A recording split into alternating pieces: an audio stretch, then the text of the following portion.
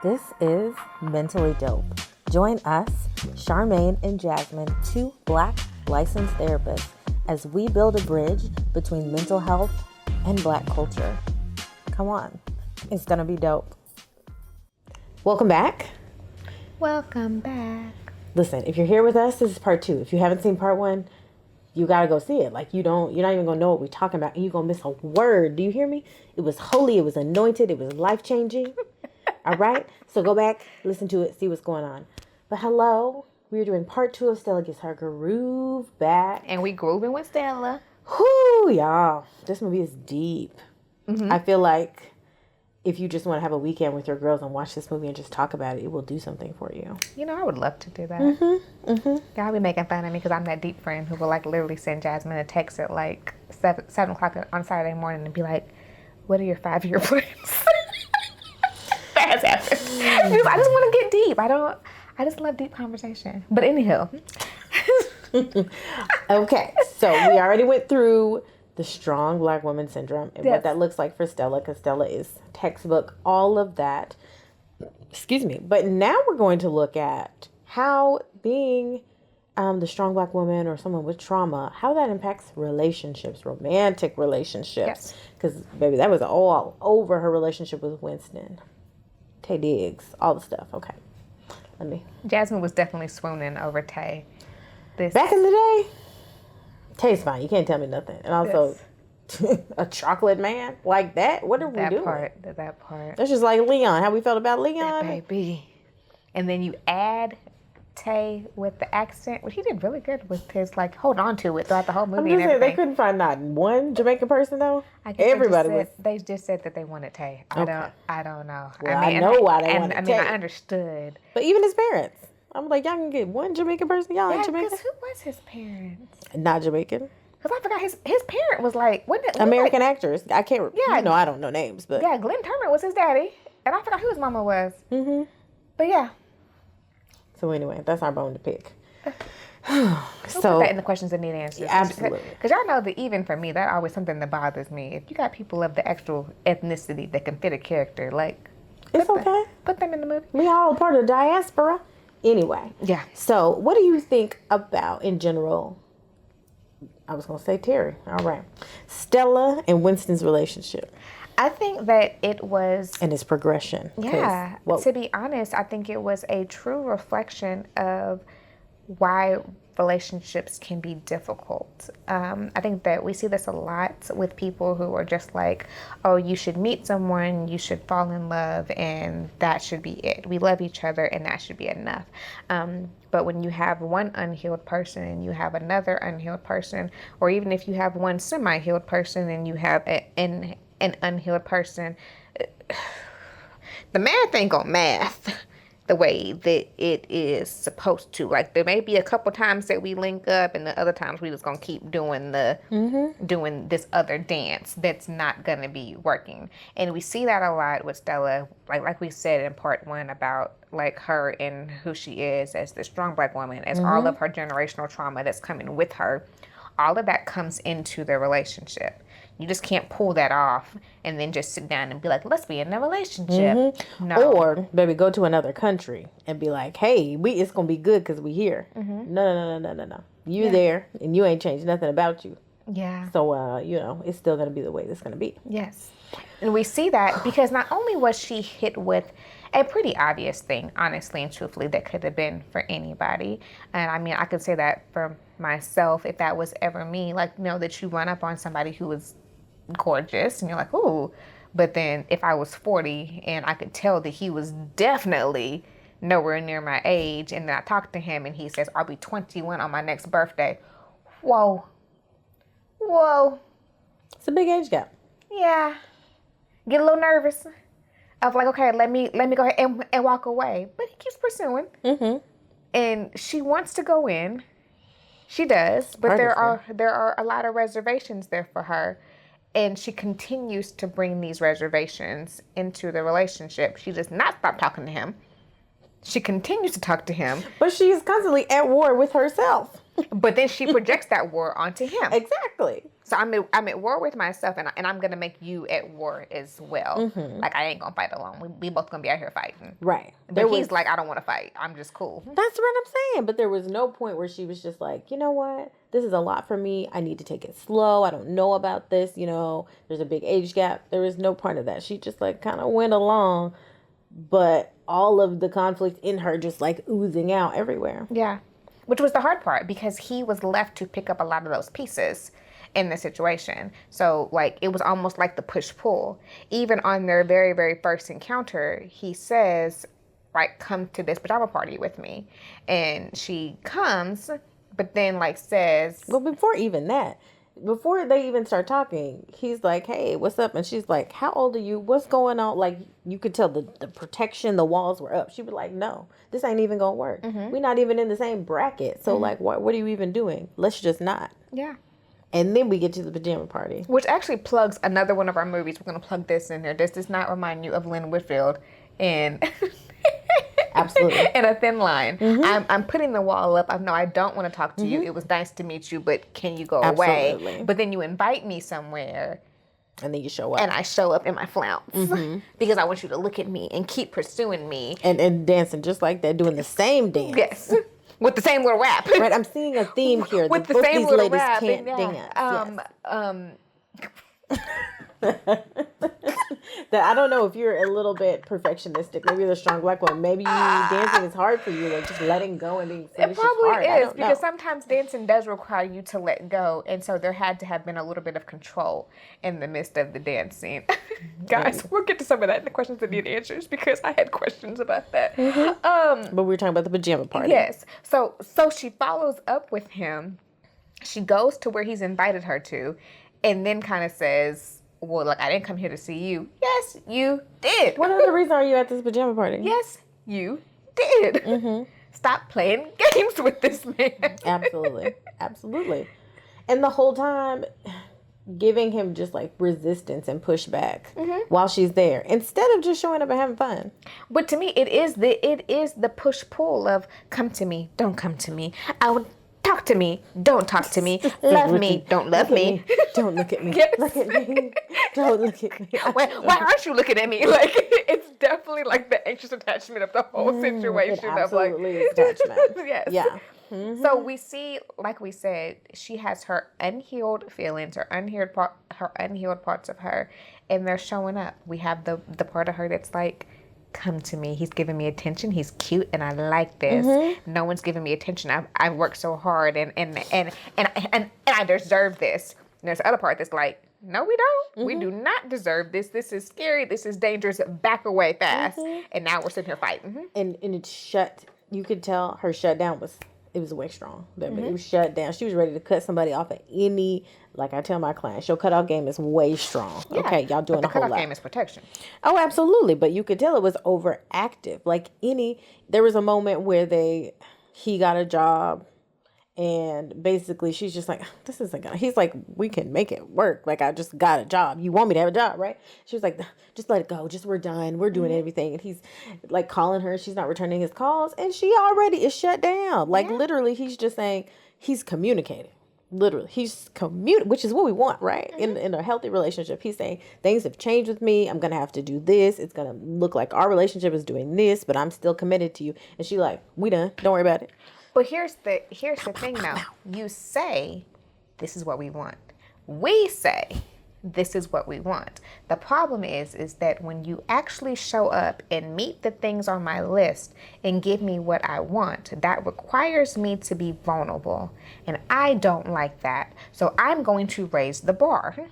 Which is another trauma response, is that we're going to continue to raise the bar. I want you to show up. I want you to communicate. And then when you communicate, well, that's not good enough either. I want you to do this, and I want you to do this. I'm going to continue to do that, and I'm going to continue to be critical, because the more that you push, the more vulnerable that you're making me, and I don't like that. I see. I'm just like, connect that to the trauma, because I'm seeing a through line there, like you said. Because if you require me to be vulnerable, I have to deal with that unhealed part of me that is scared to let you in, and I don't like that. So that unhealed part of me does not want to let you in, I'm going to keep that block up. Stay away. But come closer. Well, I mean, it's a thing that everybody naturally wants. Like, you want connection, you may want a relationship, you want love. It's all those things.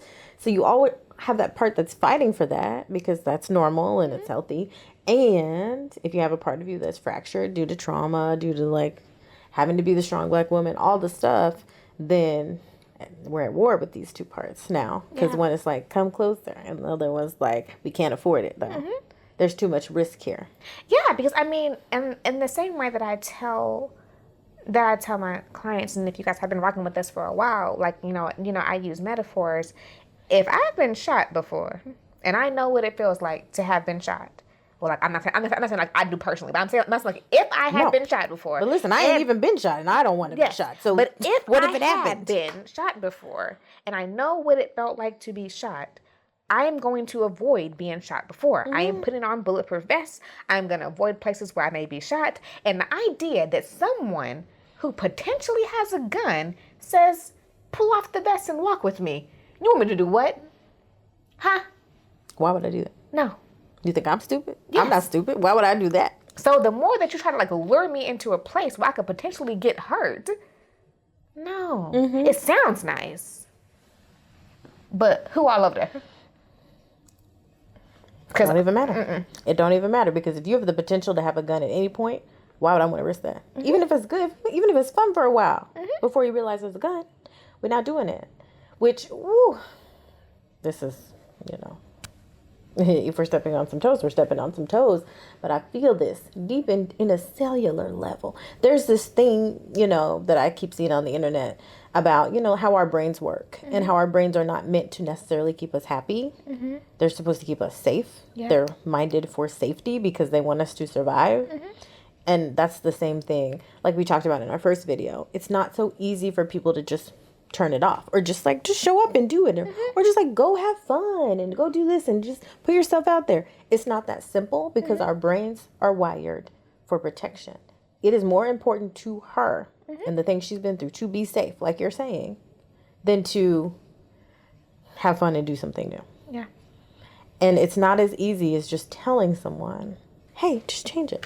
Just tweak it a little bit. Just do it. Come on out here in the water. It's fine. No. Which is why she has such a hard time. Like, I get frustrated with her shaking the table. I get frustrated with her because I'm like, girl, just do it. But I also know on the other side, it ain't that simple. Yes. And Jamaica ain't going to change that. Yes. And I think that the hard part is that, and I say too, relating to this, is that even when the space can feel safe, you're still kind of sort of holding on. Have you guys ever did this? Like, you're in the water or something, but you're holding on to the side the entire time? Because, like, I know that I'm not going But you can stand anywhere. up. You can put your feet on the ground. But I'm still going to hold on to the side just in case. And I think it was like her in the relationship. It was safe. It was fine. But I'm holding on because if anything shifts, I need to be able to hold on. Absolutely. And for her, those things were shifts. They really weren't shifts. But even to him just calling and saying, I got a job. Hold back on. Yep. Oh, see, I knew it. Yeah. Well, we're going to do this. Oh, never mind. Hold back on. Because, no, you're asking me to step out just a little bit farther. I don't want to do that. Yep. It could be safe, but I got to test it. Exactly. And that is always being prepared for disaster. That absolutely is a trauma response. 100%. Okay. So we see this as we see that what she was seeing as red flags with Winston or problems. And sometimes that is a thing too. We talk about the difference in between trusting your gut and your trauma. Is sometimes we actually do have innate instincts where we're like, this may not be right. And other times it's just our trauma speaking up that's telling us to run when nothing's even happened yet. We're in like complete overwhelmed fight or flight, like it's time for us to run away. And it's not exactly a red flag. No. And I think that is the work for a lot of people, which I don't say lightly. It's hard work, but to know the difference between what your intuition is saying versus what your trauma and your lack is saying or screaming at you. Some people can't tell the difference, and I understand why they can't tell the difference. Like, it just kind of how it happens when you have stuff going on, but you need to, because if not, then you're going to be making decisions possibly from an inner child who is not healed, right? And in ways that are not going to positively impact you years down the line. Yeah. I think that is one of the things. I'm not sure about you, but I'm sure like when people come into your office, especially women, and they're telling you about like their friends or their husbands or their boyfriends, or whoever, and guess what they did? And they did this, and then like you hear it, and you're like, curiosity. Were they wrong? Did they do something wrong? Or like, why do you think that he or she did that? Exactly. Well, I mean, I'm just asking. If we sit with it, was it a problem, or did you just not know how to handle it in the moment when it came up? Or did it trigger some of your stuff? Did he Yes. step on some of your wounds and now you reacted? Yeah. Instead of looking inside. Yeah. Because that is also what Stella tended to do, was react instead of looking inside. Well, you need to do this, and you do that. You're always doing this and all of this, and we should just not even do this, instead of taking a beat, breathing through it, and be like, why is this triggering me right now? Yeah. I want a man who communicates, and he's communicating with me. Why am I shutting down? Yeah. Well, he's trying to leave me. Is he? He's going to work. But that's what it feels like, and that's real. That's legitimate. Understood. But you do need that space, like you said, to be able to process through. Is he leaving me, or is he going to work? Right. And what is the need for this? What is he also needing to? Which was actually something that we've seen a lot in this story with Winston and Stella, was that she failed to see him a lot because she was so guarded by her own stuff, which happens. We become so flooded. I can speak on that as well. Like even for me, that you can become so flooded in your own stuff that you're forgetting that there's a whole other person over there with their own sets of needs and their own set of things that they're going through. Like at some point they start dating. Like Winston moves into her house with him. She was so in this realm of like her life not being good and having complaints about every single thing that she was doing. She missed the man who was standing in front of her. She missed the needs that he had. She missed what was going on with him. And then when he finally expressed it, it was like see, told you that you were a problem. Because dare you not yell at me and tell me that you have issues when I've been berating you for the past several months. So, it was at many points that I felt sorry for Winston. I really did. And Charmaine feels differently, but that's because she knows the whole story. I don't know the story. I just know this little movie situation. But I just felt like he was very patient. And perhaps if he had more life experience, perhaps he would have seen her as a red flag and not necessarily very many green flags. She did have some green flags, but even at first I just would have been like, we need to take this a little more slow than what we're doing, because you don't seem ready for what's 100%. Happening. Because he was very secure in a lot of the stuff. He a good man, Savannah. I mean, look, you can be young, you can be green, but he seemed to be a good man, okay? The hard thing was that I feel like that Winston did what, to be honest, what a lot of people do. Winston fell in love with the potential of Stella.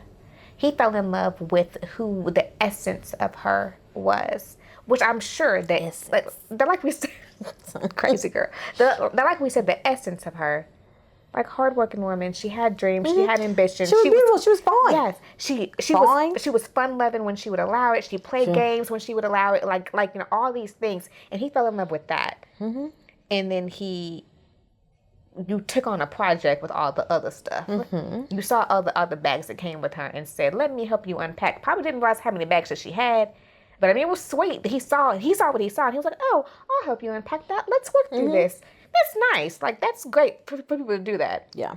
You do have the option. I'm just letting everybody know. You do have the option that when you see all the bags that someone comes with, you do not have to take that on. And oftentimes it is wise to take inventory of all the bags that your potential partner has before deciding to jump in that thing. Hey, sometimes it don't work that way. Sometimes it don't happen that way. But it tends to be wise, because I think if he knew that when they would get back to the States and do that whole thing and go through kind of the stuff they've been through, I don't know that he would have done it the same way. Not to say that he would have opted out, but they definitely needed more time. Yeah, I think that the hard thing is that we see with her push-pull dynamic and how she would push him away and then want to soften up when he would leave, which is the hard thing, is that we see in a lot of dynamics, male, female, whatever, is that the one person dang near has to like leave or threaten to leave to get you to stop pushing them away. Do you think he was threatening, or think he was really about that? I think that it was because, I don't know, because like the first time, the shower scene where he's like they've had the fight, he's like I'm tired of you like being so mean to me and all of these things, and like she sees him now, she's still like, whatever, I'm gonna do me, like I'm still having attitude, best of luck with you, and like you see him in the shower like broken, like head down, like you can tell that he's just like, what am I doing? I've given up my life. I've literally like, left my home. I'm not going to medical school, and I'm here with this woman, and she's treating me like this. And then what does she do? She climbs in the shower fully clothed and just is like, I'm sorry. Let me love you. And he's like, okay. He softens into that. We go back. And then we repeat. But she doesn't change what she's doing. No. She apologizes, but she does not change what she's doing. Which once again goes into, don't leave me. But don't get too close. Don't leave me. Don't require anything of me. Right. Because, again, it was protective. And it's not so easy to take off a protective layer without doing the work. Yeah. Actually, you just don't do it that way. Yeah. You got to deal with why. I can't just keep running after you and being like, but I don't really want this to end. But I don't really want to change either. Or I can tell you I'm going to change. Okay. I'll stop calling you names. I'll stop putting you down. Whatever else it is that you said that you want me to stop doing, I'll stop doing all that. Are we done now? Can we go back to doing what we're doing? Yeah, but she wasn't willing to do the work, though. She wasn't willing to sit with it and be like, okay, why is this a problem? Why can I only be... She had a literal ex-husband who she had the same problem with. But have you ever, and I don't know, like, once again, I see this with couples, I see this with myself, I see this with people that I love. Have you ever seen people who will, like rush the fix? Okay, so you're saying I don't listen. Check. All right, fine. So you're saying like we don't go anywhere. Check. Are we done with this conversation? Are we done? Let's go back to having fun. And then they repeat it. Because it didn't. Well, we didn't do anything. Exactly. They didn't take time to figure out what the root of the issue was and deal with it. Not just figure out what the root is, because that's a good step. It's a good step to know why you're doing what you're doing. But you also got to do something about it. Yeah. You can't just be self-aware and not do anything about it, because you're not fixing anything. Yeah. Nothing's fixed. So yes, absolutely. People who want to rush and make it happen. I acknowledged it. Yeah, I said it. I took you out, didn't I?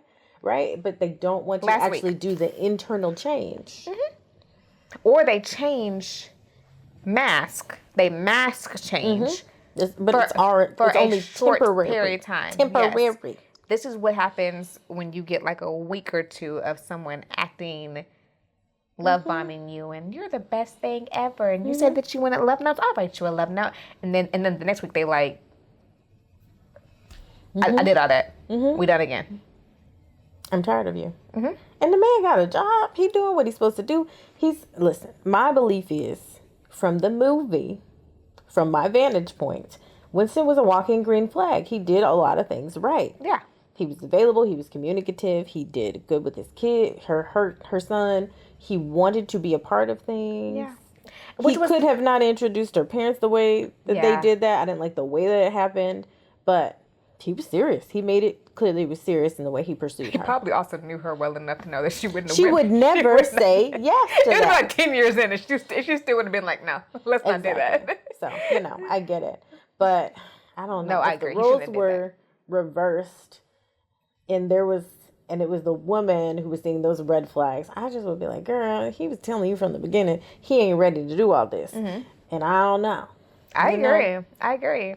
Which I think is the hard part, is that, like I said, I think that he fell in love with the potential of her, and that's what he wanted. And I think that it was also, could have been, but I think that it was also the fact that she, whether intentional or not intentional, because I'm not sure that she was doing it intentionally, there was a little bit of like the anxiousness also created a level of manipulation. I pull you in, I give you everything that you want, and then I push you away. and then I pull you in and I give you everything that you want, and then I push you away. And for anyone, that's hard to be able to deal with, especially when I love the pull-in. The pull-in is everything I want. But then you push me away, and I don't really know what to do with that. And then I tell you that I don't want to do this anymore, and you pull me back in. But can we talk about it? I don't think that we talk about enough that trauma, like, brings out people who are manipulative. Like, being manipulative is a trauma response. Yeah, right? because you're looking to get your needs met. That's all it is. It's like, you don't have to be a bad person or like all of these things.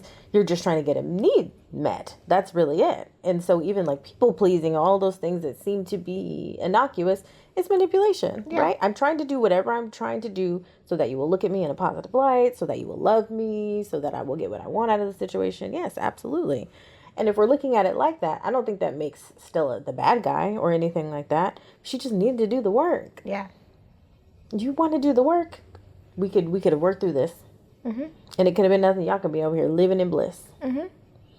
Which brings me around to when you don't do the work about the things you're insecure about in your relationship, it's going to keep triggering you. 100%. Because please understand, if you is black, you in a black community, let me tell you something about black folks. They always tell you what they're thinking. They don't keep it on the inside. Mm-hmm. So she knew her family was going to talk about the fact that this man was younger. She's robbing the cradle. She's doing all of this. He's barely legal. And if she was not okay with that, it's triggering her every single time it comes up. Mm-hmm. Yeah, but that's the thing too. It only bothers you because you're insecure about it. Mm-hmm. If she had been secure about it, she would have been like, mind your business and leave me alone. Mm-hmm. But people, when people bring up things that you're insecure about, that's when it bothers you. Mm-hmm. I always tell people that too. It's not the people are in your business. It's the fact that they're bringing up something that you're insecure about. Yeah, absolutely. That's sure what it is. And you notice when she was away from everybody, when they were on the island, and that girl, the bartender who was like trying to holler at him, she was like, oh yeah, that's my son. And then she kissed him. She wasn't feeling insecure then because it wasn't her people. Mm-hmm. It was a stranger. Yeah. But when she gets back home to her family and they have opinions about who she is and what this means about her. But like we also said in the first video, she needed validation. Mm-hmm. And you guys are not validating me. Mm-hmm. You're also stripping me, potentially. Anxiety is probably telling me that you're stripping me of my role. If my role is to be the one on top, if my role is to be the boss, if my role is to be the one that everyone looks to, what I can't have is everybody laughing at me. Mm-hmm. Well, if you're the responsible one, you're doing something that everybody thinks is irresponsible. Yeah. That doesn't really go together. Yeah. So like that also takes away my role. Mm-hmm. Like we said in part one, if you have not watched it, then in part one, if I'm attached to my roles and then something's gonna pull me from my role, I don't know, that's uncomfortable. We're gonna keep fighting for that. We're not gonna let that go easily. Yeah. So I want you to be a secret. Mm-hmm. I don't want anybody to know about you. Let's keep you in the house. And then direct my frustration out on you. Yes, about the fact that I didn't work on the insecure part, but I'm gonna point it at you and be like, well, you know what, you need a job. You know, listen. And then we tied everything back to his age. Listen, and this is how you know, because this is where I started to get even more irritated, where I was like, baby, if you are not connected with your inner child, that's okay. Just say that. Do not get on this man because he eats cereal and watch Lion King. I want to eat cereal and watch Lion King. And he plays video games. I know grown men who play video games. Like, I know grown women who play video games. Yes, it does not matter if he played video games. It does not matter if he ate Cocoa Puffs. That was never what she was really mad about, or didn't take out the trash or whatever. No, that had nothing to do with his age. But she was pushing it back on him, and that's where we said her issues were projected off on him. It was a reflection of Stella, not Winston. Mm-hmm. Absolutely. But the hard part is that because he was in love, which is also what happens in relationships, because he was in love, he did make it about him. He did take it on to a point of maybe I'm not enough. Maybe something's wrong with me. Maybe I do need to work harder, or I do need to do more because this person has told me these things, and now I'm starting to believe it. I would say maybe he was in love, but maybe he had his own stuff going on that he was like, oh, a project. Let me go on and snatch that up real quick. But looking at that too, that sometimes in relationships that we actually start to believe this other person of like, oh, they're saying all these things about me being a problem. Like maybe I actually am a problem. It's definitely a thing. Yeah, I agree. Oh, y'all complicated. So let's talk about consent real quick. Okay. Because I think this is interesting. Okay.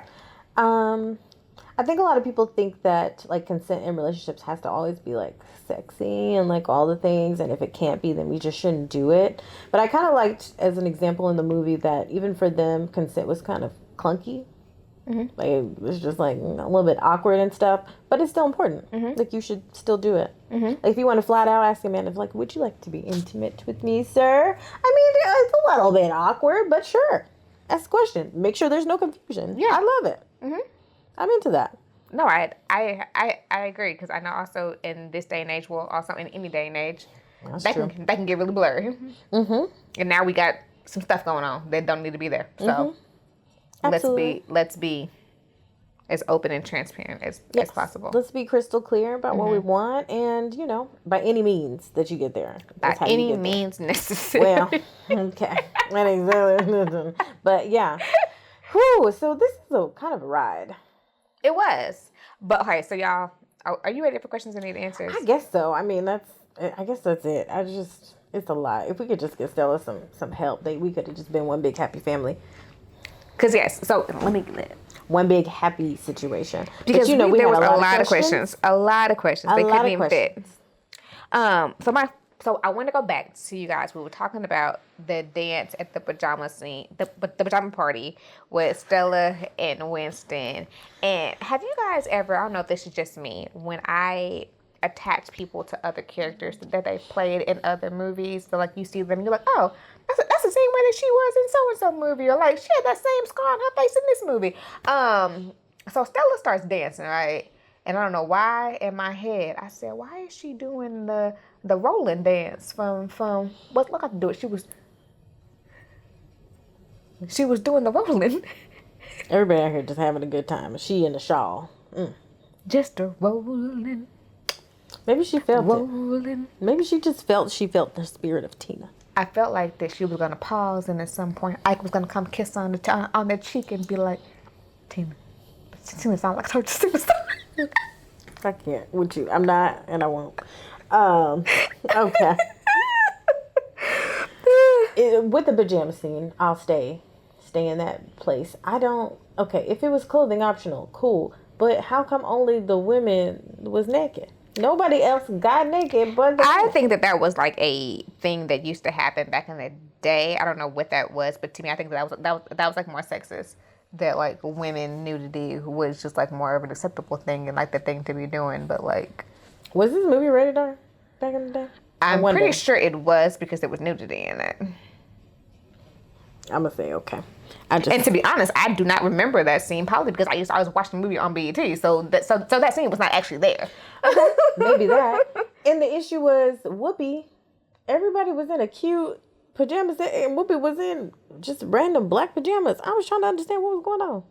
Was she supposed to be the fat friend? Is that why she was in the ugly pajamas? I don't know. Or were they trying to make it be like she was sick and so she was hiding something? I just couldn't really tell. Yeah. But everybody else was like, oh, cute pajamas. Okay, everybody was cute. Even Stella was cute with the little shawl on. And then there she go in some like black pajamas. I was just like, I don't know what's going on. Yeah, here. I don't know. I didn't like it. I felt some type of way. So when Stella gets home, her sister, the same sister that we mentioned in part 1, Sister Angela, is sitting in her front yard in a lawn chair. Like, why? I mean, it's summertime, or at least I'm gonna zoom at summertime. I mean, it was California, so I'm not quite sure. It might not have been, because like we went into like the holidays, I do believe, after that. But any hoops. Yeah, not sure. Any hoops. I come home and you are sitting in my front yard in a lawn chair. She was waiting on her. Literally waiting to exhale. You just waiting for me to pull up so you can exhale and go off on me. Pull up, work it out, to be like, so I can talk about you. Yes, and tell you. Flame you up in front of everybody. What you done did, what never. So I'm just going to sit here and I'm going to wait in this lawn chair. Pregnant. What did she have? Did she, like, what was that? Was she like reading a book? I don't even know. She was just happy to be there. Happy to be in somebody else's yard to talk about you. In somebody else's business. Yep. Go. What was the baby doing? Why was he spraying the concrete? Did you notice that? My baby. When Winston called and she was about to go on the run, he was just spraying the concrete. He didn't have nothing to do. Quincy. Quincy. Just spraying the concrete. Girl. I thought they were washing. I was like, why is he spraying the concrete? It didn't look like they were washing the car. He was just spraying the water. Maybe if you don't turn off the water, let me tell you, who paying that bill? I mean, and maybe it was also because of like the way she had set him up. When that little boy said, "I got $3,000 in my savings," I was like, "Which let me hold some," because right? Because if you say it around the wrong folks, they'll be like, "Hey, who you bank with? What's going on?" Let me hold some, because what was you like 14, 15 years old with 3,000 in your savings? Okay. But you got a stockbroker mama. You know she gonna teach you something. That's why I guess she was teaching it. But I was like, do you remember back in the day? I don't know if you flew when you were young, but when they used to be able to you could walk people to the gate back in the day. Yes. And it would just be so nice. Like, and like I watched the plane take off and everything. Like go like because like security wasn't a thing. Not like that. Not as intense. And like I used to fly a lot when I was a kid too, and I just remember I was just very nostalgic of just being able to just go on a plane and by yourself and get the wings and be in first class and stuff. Yeah, I literally mentioned that when I flew last month. I was like, do y'all remember like people like walking us all the way through to to the gate? Yeah, that's not a thing anymore. I think you can do it with kids, but like I'm not sure. God, you got to be able to walk your kid to their gate if they're flying by themselves. Is what I'm saying. Oh, I see. I thought that they just had a TSA escort. I'm not sure though. I don't trust that. I'm gonna walk my baby on the plane. I don't know. Do you recall when the judge calls? Why are you looking like that? Go ahead. I didn't understand why if you call somebody and ask them for a date and you're a doctor or a judge, would you say, hey, this is a doctor so-and-so? Or would you just say your name? Okay, I think that we're bringing up a different point, though, for a lot of individuals.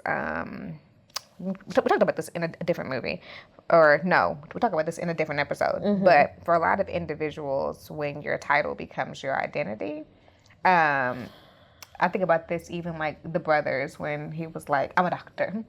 And she was like, why you say it like that you're like Zeus, the king of the gods. Like, I'm a doctor. Like it becomes I'm an authorist. It becomes your identity that let me go ahead and throw this out here when I say this. I'm a professional. I'm a therapist. But if I'm going on a date with somebody, I'm not about to call you Dr. So-and-so. We on a date. What is your government name? This is Judge Tommy. And then she kept calling him that. Well, thank you, Judge, for calling me. No, this Tommy. You want to go on a date, Tommy? What's up? I have no idea if his name was Tommy or not, but I'm calling him Tommy. Ain't nobody calling me therapist Jasmine in real life. I mean, I do have clients that call me doctor, but that's neither here nor there. Yeah, that happens. Well, the doctor said, okay, baby. Question, why did everybody think that Tay Diggs was a rapper? So, and I don't know if this was... Are we racist for our own people? Everybody was like, are you a rapper? I was like, what? Yeah, I think... That's the only way you get to Jamaica? I think that this is the sad Jamaica thing. is black. What do you mean? But I think that there's a thing that happens, and I feel like that my mom used to always say this too, the little hip-hoppity stuff. It's like a culture. They kept saying that. Oh, the hippity-hop. Oh, it's only 1997. What are you talking about? That's a big year for hip-hop. What is going on? My mom used to always say the little head bouncing music, the hippity-hoppity music. But I think it was honestly and truthfully that, yes, sometimes we, even as black people, put our own people in these boxes. That if you're doing this thing, if I see you out, you must be a hip hop star. Like if I see you out and you got money, either you sell drugs or you're somewhere in like the entertainment industry. Like we don't really it's terrible, but it's like the limited lens of how we see people. Yeah, but they also meant it to be rude. Why? Oh, yeah, it was definitely rude. Why? Why are we doing this? Dang. He clearly got the money to be there. I don't mean he didn't knock somebody out for it. Maybe he actually earned the money. But also because he was Jamaican. He lived here. Questions that need answers. My house was down the street. Oh, God, I don't understand. And he was staying there. We both here. Why did he ask her the same thing? We both here? How you get here? Which to me too, it would have been really, really rude if he would have video model. Yeah, if he said that. So, are you a model or are you a video girl? Right. Like that would have been rude. But it's understandable for her to be there, but not him. Yeah. And maybe also because he's young. So you gonna stereotype me and say that? Yeah. You don't know if his family got money or nothing. We don't know. We don't know. So if we can get real for a second, let me tell you what's really savage is you are best friends with somebody and you have your lawyer call them to tell them that you were terminally ill and sick. Oh. I said, that's nasty work right there. That's crazy. Because for me to just get off the phone with you a few days before and your lawyer calls me and said, hey, baby, we need to figure out what we're going to do with her body when she goes. And you like, huh? I just talked to her. Baby, crazy. Because to me, there was two parts of that. And we did not even go deep into that. No, we didn't even touch on it, really. Because even though Stella was lacking vulnerability, so did Delilah. Delilah clearly had all of the push for Stella, but did not have the openness for herself because she clearly knew she was sick and did not let Stella in, which was maybe that could have been a whole separate movie that they threw in the middle of this. Easily. Yeah. But, yeah, that was messed up that the lawyer crossed. Crazy. Because but she let it happen. She knew it was going to happen. She knew they were making arrangements. Because to me, like it could have been even worse. What if they had been calling me to tell me that you had passed? And that I had been talking to you from the hospital. Well, that's the first issue. First, she sounded bad. I ain't going to talk to my friend and be like, hey, is it beeping over there? What's going on? You sound like... I guess that, but like also, raggedy. like we said, we're in the 90s because like, there wasn't no caller ID, I guess, in that particular time. Because for me, I'm like, why are you calling me from this like 487 number, girl? Where you at? Like... But you could even hear her voice and know she's not okay. Like she was just barely. But she even covered it up. She said that her like white blood count or something was off. Like she said that something was going on, but like she alluded to not feeling well, but not like opening up the box clearly. So, but also I think that there was a part of Stella that was okay with that. That's kind of how their relationship had been. Of just like, well, she said she's all right, so she's all right. Yeah. But no, she's not all right. But I think that was also possibly a part of their relationship that worked. This also gets a little deep, y'all. But there's also a part of it that works that if my role is sister, mom, boss, I don't really have an adequate role for friend. So there's possible that you can't fully show up in that area. So if my role is for us to go out to eat, for us to check in every now and then, let me tell you the funny stuff that happened with my boss or the things that happened with your godson, this is where our relationship lies. I don't have the space or the bandwidth with everything else that I have going on to deal with anything extra that you got going on over there. I would say maybe, but I would also add, what if Delilah was the strong black woman of the friend group? Because sometimes when that happens, you'd be like, oh, well, somebody's going to take care of me. I don't have to overfunction in this relationship. And then it kind of leads to the same thing. You're not really paying attention to her needs and all that other stuff because, this is just the roles that we fall into. Understood. Understood that as well. I don't know. And also, that could have been a whole other. Another question. Why was the church just a really big church that they had Delilah's funeral at, or just... nobody was there? I don't know. I was a little bit confused. It looked really huge. empty. It was huge, though. So maybe it was just huge because it looked like, dang, did nobody care about this lady? Yeah, it looked like it was like a big, like potentially like Catholic type church because it was big, like it was really big, like cathedral looking. Yeah. Just say what's on my mind. You said this man proposed with a wedding band. Oh, nobody noticed that? Did you notice that it was 100%. a wedding band? It was not an engagement ring. But maybe that's the 100%. money that he had. I don't know. But yeah, I definitely looked at it. I was just like, it's a wedding band. Okay. Look, only buy one ring if you have to. You ain't gonna buy two. Cool name. Whatever. But here's the real thing. If somebody asked me, this is why Winston, I can't believe she let that man walk out the door. I can't believe she let that man get in the car and go. Because if somebody proposed to me and you said, let me think about it, and then they just never mention it again, I'm knocking all this stuff over. We're done. I'm gonna act just like you. Actually, I'm gonna act worse than he did. So it'll be like, you don't want this. Stop playing with me. But that's why I said too, and we say this in this thing, that it was the whole love me, but don't get too close to me. Love me, but don't get too close to me. It was a constant push-pull. And then we gave the ultimate, like, I want to marry you. Whoa. And what is it? My heart says yes, but I need to think about it. Oh, you do? Okay. Well, I guess I'm going to go because you sound like you're not sure, and that's fine. But why? What are we still doing here? And he got to be in the cab and getting in the car. You let me buy a plane ticket.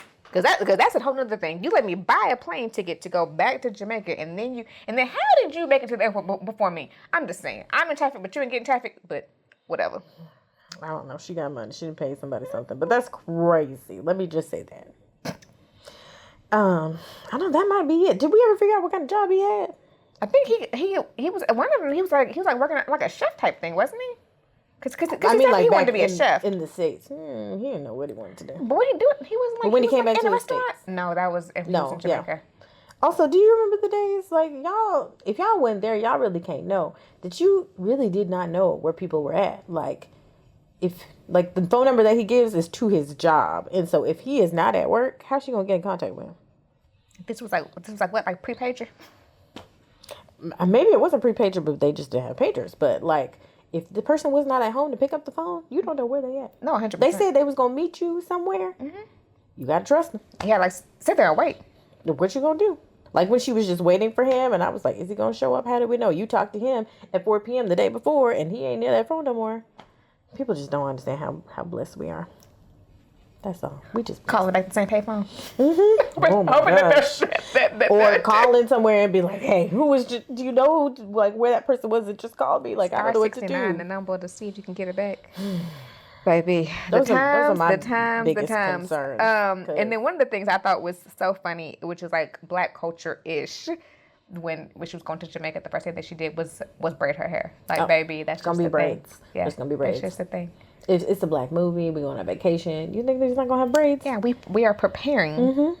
And you know there was a cookout scene. There's gotta be a cookout. Yes, 100%. Mm-hmm. And don't you know that it is a green flag for me if you and your ex can be in the same room, in the same place, and it not be explosive? That's really great. Where are all my Grey's Anatomy friends? When her ex, who's ex? Because everybody got her ex-husband.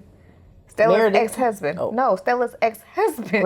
It's the doctor on Grey's Anatomy. Yes. Okay. I was like, wait, who? Okay. Yes, and I was like, look at young Richard. Mm-hmm. And it was cute. Yes. Because also a green flag from Winston, because he was just chill with it. He wasn't intimidated by the fact that her ex-husband was there, and her ex-husband was not intimidated by Winston. No, he was cool and giving him advice. He was like, "You should do that. You should do that." And Winston said, "Did that work for you?" And he said, "No, it didn't. So you shouldn't do it, babe." So yeah, loved it. We just, I did love the movie. Like I said, there were some questions that needed answers. There were some parts that I think that for me, there were some parts that I think that because this was based on a true story that I let it go. But there was parts that I was like, why was this put in the movie? What parts? like the whole Delilah thing. Like did that happen to Terry in real life? Or like, why was this whole part added into the movie? Also, I didn't read the book, so I wonder if it's like goes into it more. Yeah, maybe. Yeah, because I didn't actually read that book either. So yeah, I don't know. But if y'all have read the book, let us know what parts are not in the movie very heavily that we're missing that maybe we need more context for. Good because point. I just had questions. Okay. Mm-hmm. As always, y'all, please like, comment, subscribe, drop some of your questions and need answers, drop some of your thoughts. How does trauma show up in your relationships with you? What ways have you healed from trauma in order to show up differently in your relationships? How are we all staying mentally dope? Until next time.